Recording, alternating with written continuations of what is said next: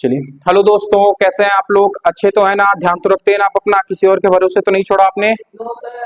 चलिए, आज हमें क्या पढ़ना है? प्रश्नावली 7.4। 7.4 का ये जो चित्र दिया गया है हमारा 7.5 दिया गया है।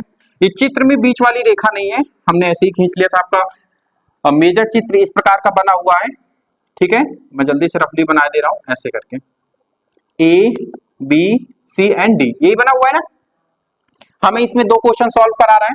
क्वेश्चन ए और कोण ए बड़ा होगा कोण सी से, कोण बी बड़ा होगा कोण डी से। ये दो क्वेश्चन हमसे सॉल्व करा रहा है कि नहीं करा रहा है? ठीक है, तो ये थोड़ा सा बड़ा क्वेश्चन है तो मैं इसको साफ कर दे रहा हूं, ठीक है। ये जगह घेरेगा हमारे लिए केवल, और वो लाइन क्यों खींचा है, कैसे है, अभी सब हम आपको बताएंगे, ठीक है।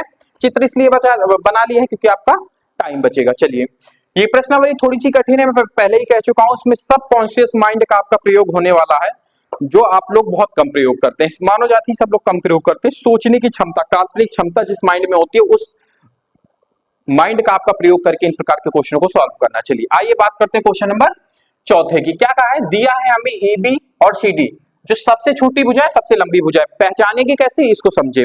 पहचानेंगे कैसे? क्वेश्चन हमारा कह रहा है कि ए बी और सी डी क्रमशः एक चतुर्भुज ए बी सी डी की सबसे छोटी और सबसे बड़ी भुजा है।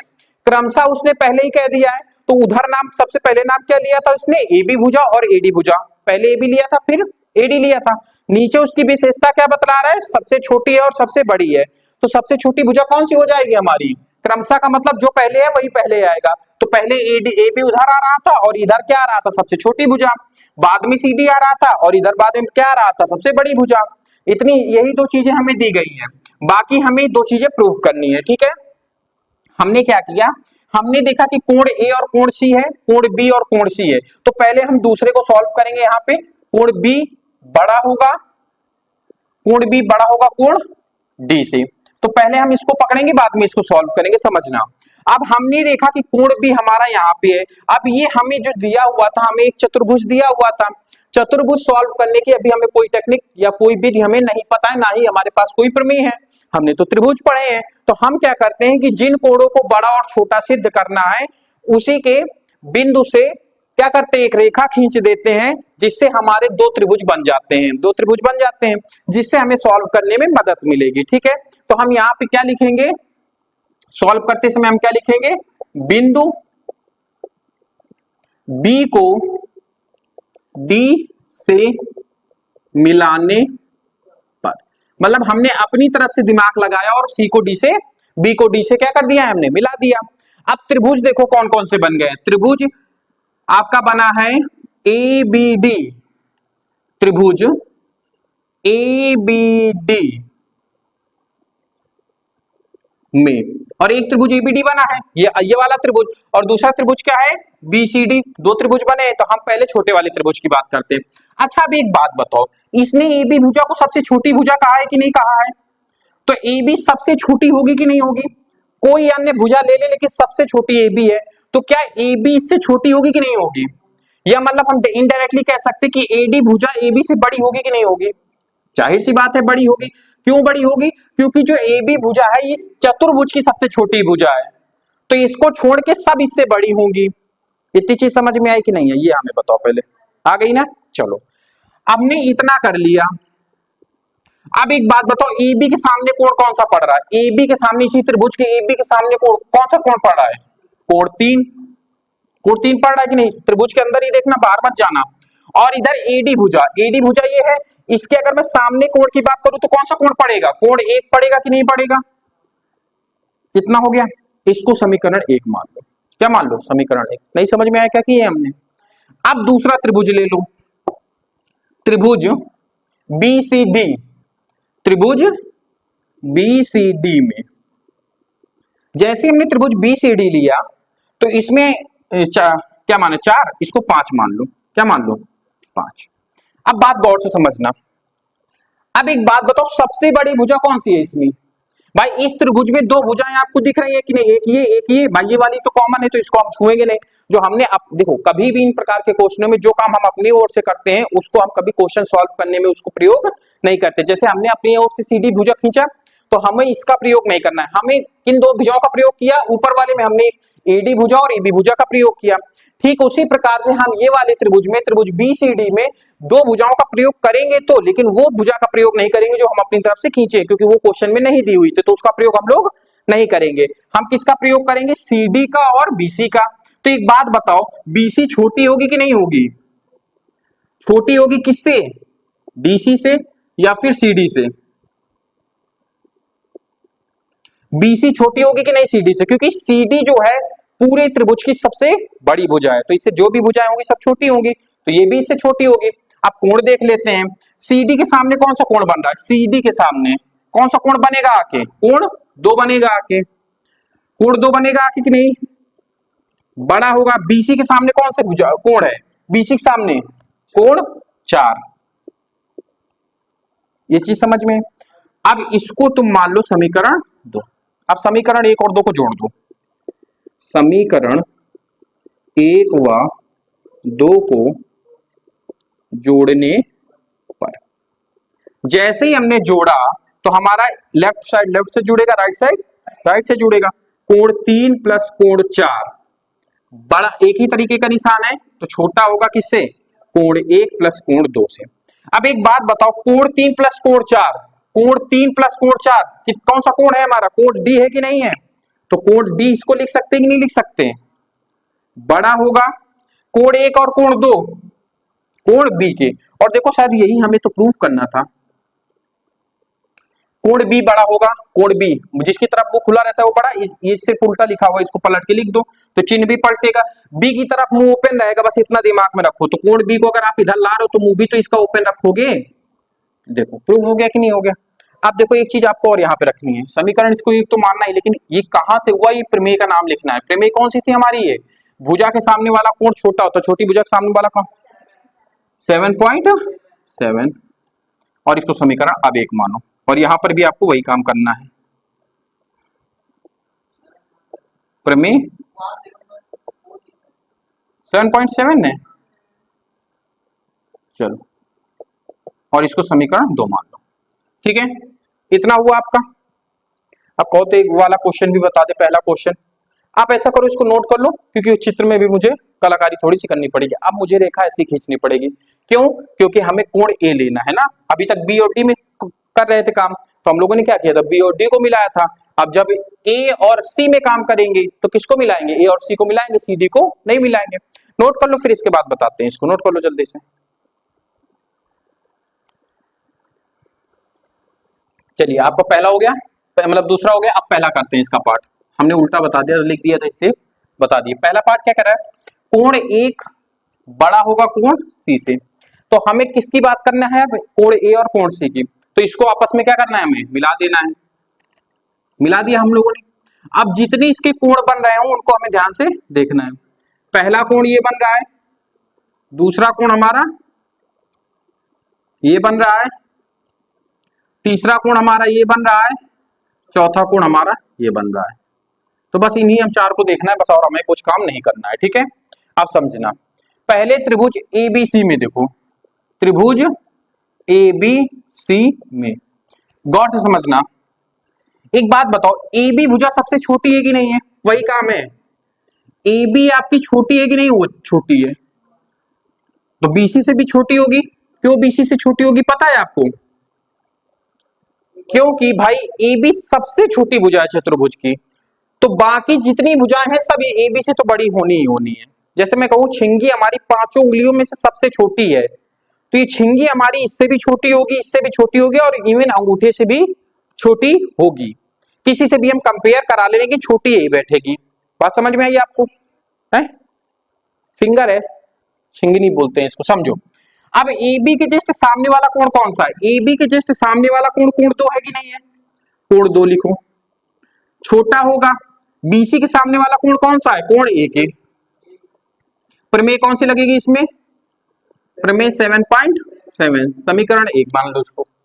ठीक है, बात समझ में आई। अब बात करते हैं त्रिभुज, बड़ा वाला त्रिभुज। देखो अब ये वाला त्रिभुज, ये वाला कौन सा है? त्रिभुज ADC में। अब एक बात बताओ, BC सबसे बड़ी भुजा है कि नहीं? गलत कर दी क्या? ADC मतलब ये वाला त्रिभुज, ठीक है ना? इसमें डीसी भुजा जो है हमारी, ये सीडी भुजा सबसे बड़ी है, बड़ी है कि नहीं? और कंपेयर किससे कराएंगे? एडी भुजा से। तो एडी भुजा हमारी छोटी होगी किससे? सीडी से। वही नियम जो मैंने यहां पे बताया था, जैसे मैंने कहा कि मिडिल फिंगर हमारी सबसे बड़ी है, तो इससे भी बड़ी होगी, इससे भी बड़ी होगी, इससे भी बड़ी होगी और इससे भी बड़ी होगी, किसी से भी कंपेयर हम करा सकते हैं, बड़ी हमारी यही निकलेगी। तो बड़ी हमारी यही रेखा निकलेगी, हम इन चारों में से, तीनों में से कोई भी भुजा को हम कंपेयर करा ले, ठीक है? तो हमारी एडी भुजा छोटी होगी किससे? सीडी से। सीडी मतलब बड़ी होगी। तो सीडी के जस्ट सामने वाला कोण कौन सा है? कोण 3। नहीं, त्रिभुज में देखो, ये वाले त्रिभुज में, हाँ कोण 3 है कि नहीं? तो सीडी के सामने वाला कोण क्या होगा? बड़ा होगा, कोण 3। एडी के सामने वाला कोण कोण 4 है, तो ये 4 छोटा होगा। किस प्रमेय से? तो प्रमेय 7.7 से, समीकरण 2। बस आपको कुछ नहीं करना, वही करना है, समीकरण 1 व 2 को जोड़ने पर। जोड़ो जरा सा, तो लेफ्ट लेफ्ट जुड़ जाएगा, कोण 2 प्लस कोण 4, वही चिन्ह रहेगा लेस देन वाला, कोण 1 प्लस कोण 3। अब देखो जरा इन दोनों को मिला के कौन सा कोण बना? कोण 2। हाँ, कोण 2 और कोण 4 मिला के कोण सी बन रहा है, सी। कोण 1 और कोण 3 को मिला के कोण ए बन रहा है। देखो हमें यही तो सिद्ध करना था, कोण ए बड़ा होना चाहिए, कोण ए बड़ा होना चाहिए कोण सी से, उल्टा भी लिख सकते हो। बस यही हमें प्रूफ करना था, यही हमारा क्या हो गया? प्रूफ हो गया, आंसर हो गया। समझ में आया आपको? नोट कर लो, इसमें बताने की कोई जरूरत तो है नहीं, बहुत सिंपल ही है, ठीक है? बस इस लाइन को आप ध्यान रखना, ठीक है? चलो नोट कर लो, फिर इसके बाद आगे बात करते हैं क्वेश्चन नंबर 5वें की, ठीक है? चलिए अब बात करते हैं क्वेश्चन नंबर 5वें की। देखो क्वेश्चन नंबर 5वें चित्र दिया गया 7.51 तो नहीं दिया गया, हाँ 51 है, देखो 7.51 है। कुछ इस प्रकार से हमें चित्र दिया गया है, नामकरण है, दिया क्या क्या गया है मैं पढ़ रहा हूं। आकृति 7.51 में पी आर बड़ी है पी क्यू से। पहली चीज जो हमें दिया गया है, 5वां क्वेश्चन है ये, दिया गया है हमें रेखा पी आर बड़ी है किससे? रेखा पी क्यू से, ठीक है? इतनी चीज आपको समझ में आई। चलिए हमें सिद्ध क्या करवा रहा है, और इसने थोड़ा सा और हिंट दिया है, कोण पीएस, पीएस कोण क्यू पी आर को, मतलब ये जो पीएस भुजा है कौन सी है? पीएस भुजा कोण क्यू पी, अच्छा ये पी होगा, फिर क्यू पी आर को समद्विभाजित करती है, मतलब 2 बराबर भागों में बांटती है। तो इसका नामकरण कर दो, 1 2 3 4 5 6, इतने ही कोण बनेंगे। मैंने सारे कोणों का क्या कर दिया? नामकरण कर दिया। समद्विभाजित करने का मतलब है कि कोण 1 बराबर है कोण 2 के। कहां से है? तो समद्विभाजित है, ठीक है? ठीक है, समद्विभाजित है, सम द्विभाजित है, ठीक है? चलो अब हमें सिद्ध क्या करना है इसका समझते हैं। सिद्ध क्या करना है? सिद्ध जो हमें करना है वो हमें करना है कोण पी आर एस। देखो जरा सा कहां है कोण पी आर एस, मतलब कोण 4, कोण 4 बड़ा होगा किससे? पी एस क्यू से, पी एस क्यू से।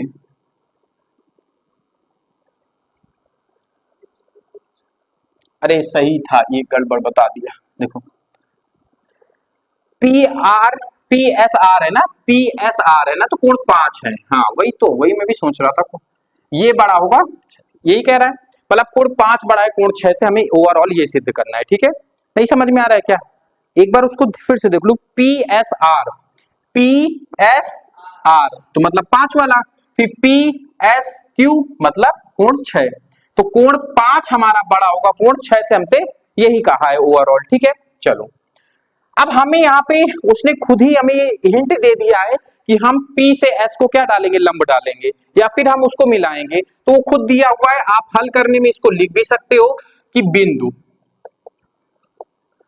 बिंदु P से रेखा QR में लंब डालने पर जो बिंदु कहां पर गिरता है, जाके जो बिंदु एस पर मिलता है, यहां तक समझ में आए। हमने यही लैंग्वेज में लिखा कि भैया हमने बिंदु P से लंब डाला है किस रेखा पर, QR रेखा पर, जो S बिंदु पर मिल रहा है आगे। ठीक है, यहां तक बात समझ में आई। चलो अब हमें दो त्रिभुज दिख रहे होंगे, त्रिभुज PSR, त्रिभुज PSQ में। पहले इस वाले को सॉल्व कर लेते हैं, R वाले को अभी देखते हैं। ठीक है, त्रिभुज के तीनों अंतःकोणों का योग कितना हो जाता है, या फिर ऐसा छोड़ो, सारा काम छोड़ो। एक बात बताओ, मैंने आपको एक प्रमेय पढ़ाई थी प्रश्नावली सेकंड में कि बाह्य कोण सम्मुख अंतःकोणों के योग के बराबर होता है। ये पढ़ाया था कि नहीं पढ़ाया था? पढ़ाया था। किसी त्रिभुज के अगर एक रेखा को आगे की ओर बढ़ाते हैं तो उसके द्वारा बनाया गया बहिष्कोण उसके सम्मुख बने कोणों के योग के बराबर होता है। मैंने लिखाया था आपको।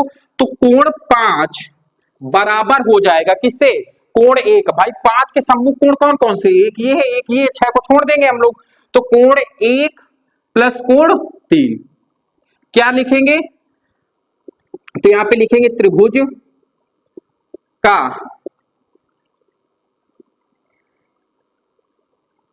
बाह्य कोण अपने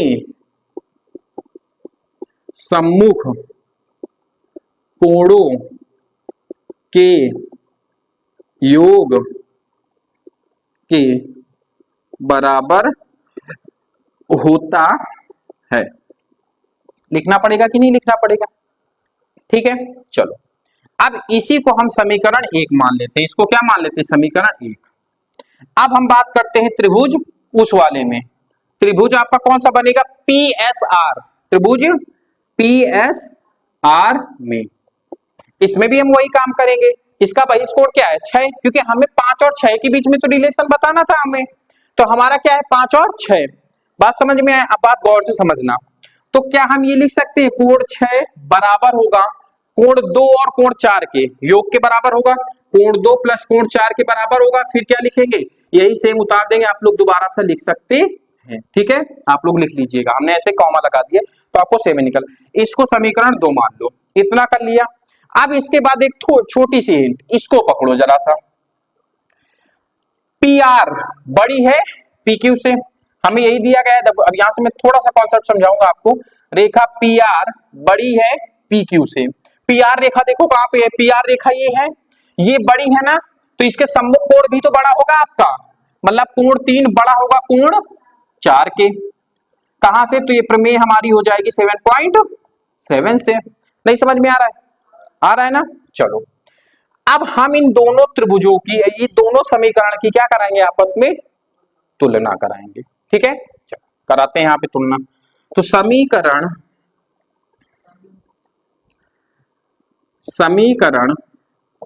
1 व 2 की तुलना करने पर,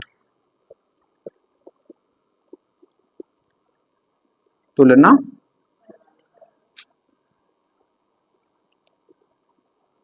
करने पर अब बात समझ। त्रिभुज ये समीकरण 1 देखो, कोण 5 बराबर होगा कोण 1 प्लस कोण 3 के। कोण 6 बराबर होगा कोण 2 प्लस कोण 4 के।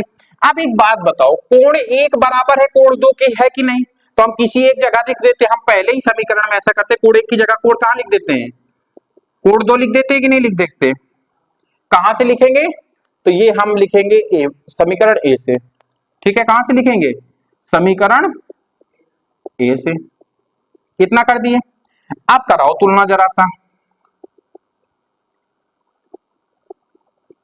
अब आप हमें ये चीज बताओ कि ये दोनों पद तो बराबर हैं ही। अब इन दोनों का बड़ा और छोटा किस पे डिपेंड करेगा? आप मुझे ये बताओ। कोण 3 और कोण 4 पे ही तो डिपेंड करेगा। नहीं समझ में आ रहा?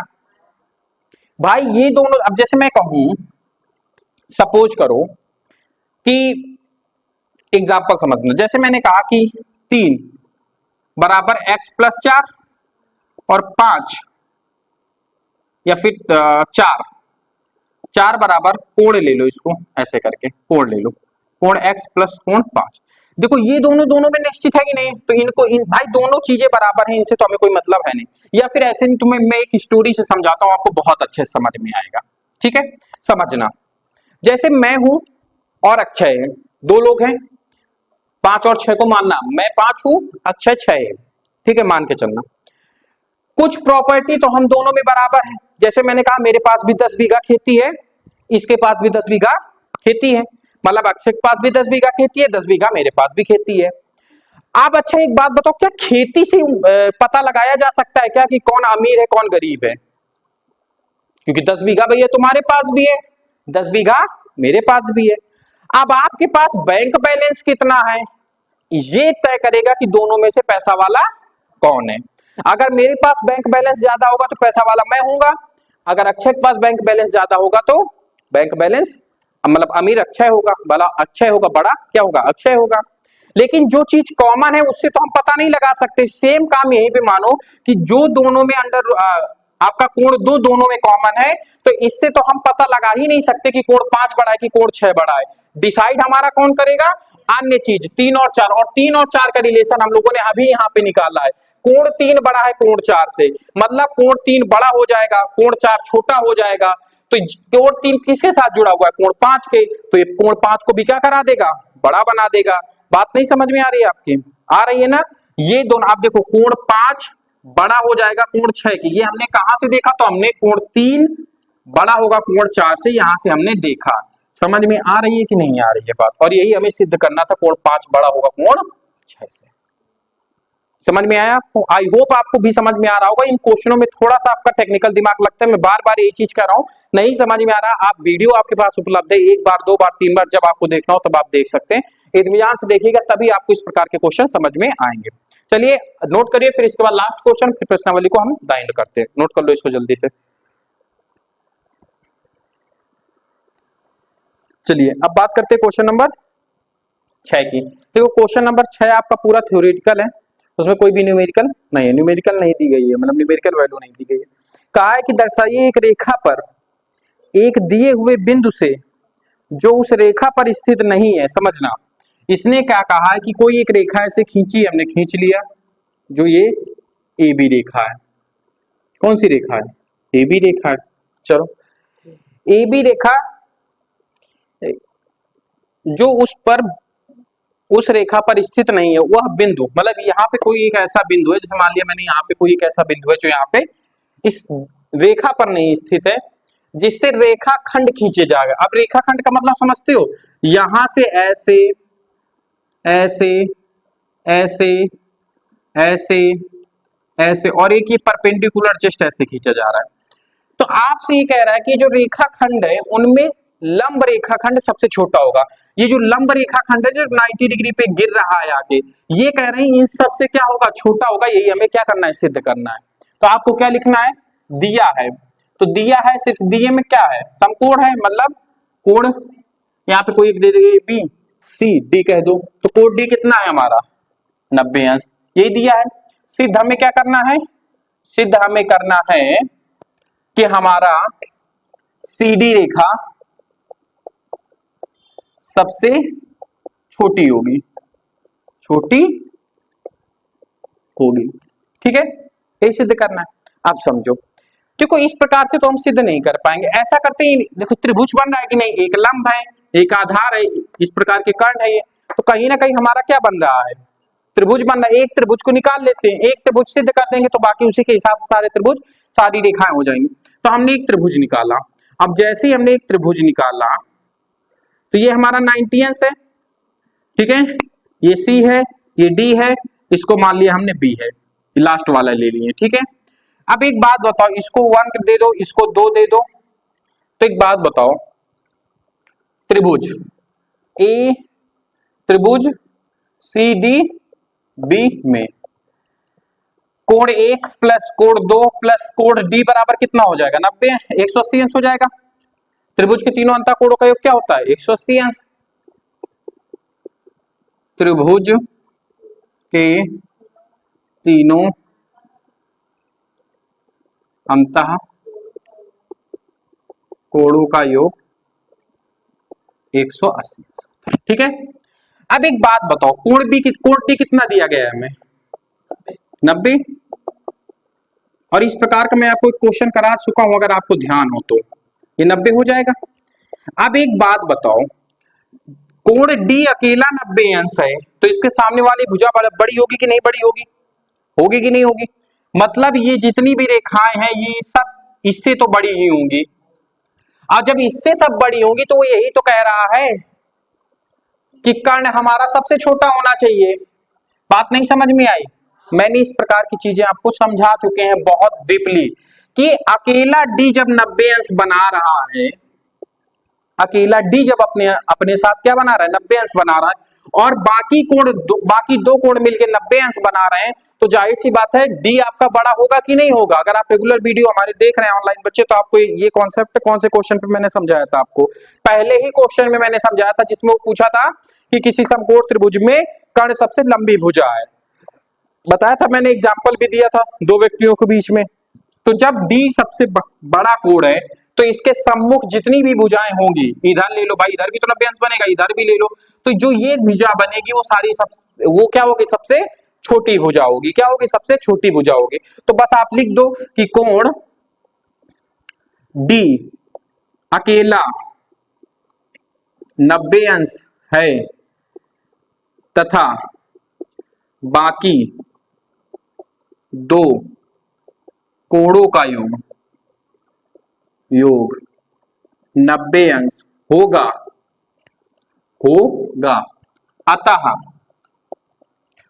अतः कोण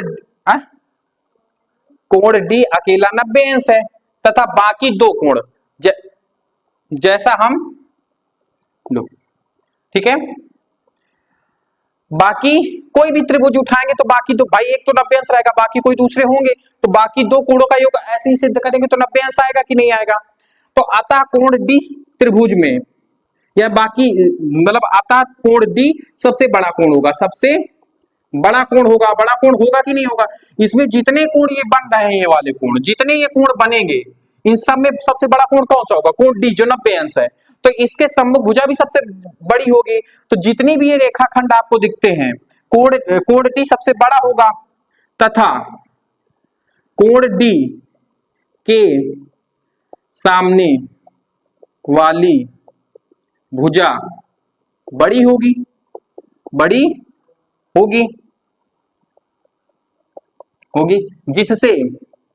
जिससे हम कह सकते हैं कि जितने रेखाखंड